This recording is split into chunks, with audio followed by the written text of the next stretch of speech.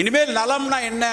ஒரு காலத்தில் சொல்லிதான் நலம்னா நம்மளுடைய ஃபிசிக்கல் ஹெல்த் நம்ம நல்லா இருக்கணும், என் இதயம் நல்லா வேலை செய்யணும், என்னுடைய நுரையீரல் நல்லா வேலை செய்யணும், என் சிறுநீரகம் நல்லா இருக்கணும்னு மட்டும்தான் நலம்னு நினச்சாங்க.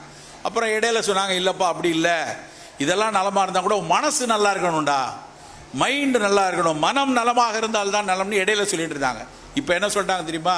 கோவிடில் 2020 உலக சுகாதார நிறுவனம் சொல்கிறதுனா, உன் உடல் நலம் நலமாக இருந்தால் மட்டும் பத்தாது, உன் உள்ளம் நலமாக இருந்தால் மட்டும் பத்தாது. உன் மனசு நல்லா இருக்கு, நீ காலையிலையும் சாயந்தரம் நல்லா மூச்சு பயிற்சி செய்கிற, மனம் அப்படியே பிரபஞ்சத்தோட கலக்கிற மாதிரி தவ பயிற்சிலாம் செய்கிற, என்ன வேணாலும் பண்ணிக்கோ, அது மட்டும் நலம் அல்ல. நீ நிற்கக்கூடிய நிலத்துக்கு கீழே இருக்கக்கூடிய மண்புழு நலமாக இருக்கணும்.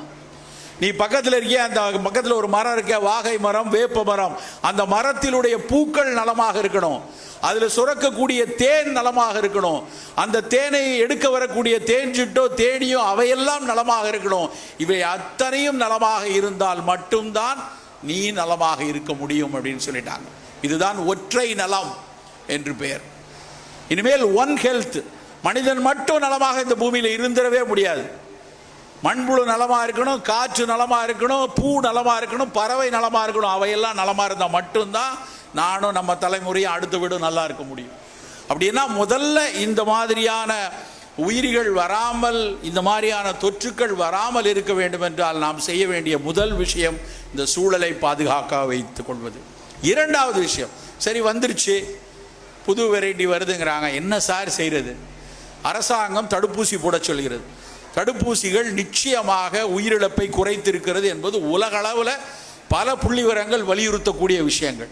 அதில் இருக்கக்கூடிய அரசியலோ அதில் இருக்கக்கூடிய வணிகமோ ரெண்டாவது, முதல்ல அது நம்மளுடைய உயிரிழப்பை தடுக்கிறது. அதனால் தடுப்பூசி முதல் விஷயம். முகவுரை, கைகளை கழுவி இருக்கிறது, சமூக இடைவெளி, முடிந்த வரைக்கும் தொற்று பெருகி வரக்கூடிய காலத்தில் பின்பற்றியே ஆகணும். அதுவும் குறைத்திருப்பதை பெரிய அளவில் ஆய்வுகள் நிரூபித்திருக்கின்றன. இது ரெண்டையும் தாண்டி இருக்கக்கூடிய விஷயங்கள் தான் நம்முடைய உணவு பழக்கமும் நம்முடைய எதிர்ப்பாற்றலை வன்மையாக வைத்துக் கொள்வதற்கான பழக்கம். என்ன செய்யணும் அதை மட்டும் சொல்லிவிட்டு விடைபெறுகிறேன்.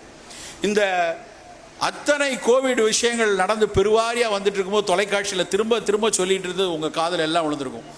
நம்மளுடைய அமைச்சரோ நம்மளுடைய சுகாதார செயலரோ சொல்லுவாங்க, இன்றைக்கி ஒரு 150 பேர் இறந்து போயிட்டாங்க, அதில் 110 பேர் தொற்றாத வாழ்வியல் நோய்கள்ங்கிற கோமார்பிலிட்டி இருக்கிறவங்க தான் நிறைய பேர் செத்து போயிட்டாங்க. அப்படின்னா நமக்கு என்ன செய்தி அப்படின்னா, நாம் முதல்ல கட்டுப்பாடாக வைத்திருக்க வேண்டியது நம்முடைய கோமார்பிலிட்டிஸை. இந்த கூட்டத்தில் இங்கே ஒரு 250-300 பேர் இருக்கீங்கன்னா உறுதியாக என்னால் சொல்ல முடியும், ஒரு 100 பேருக்கு சர்க்கரை வியாதி இருக்கலாம்.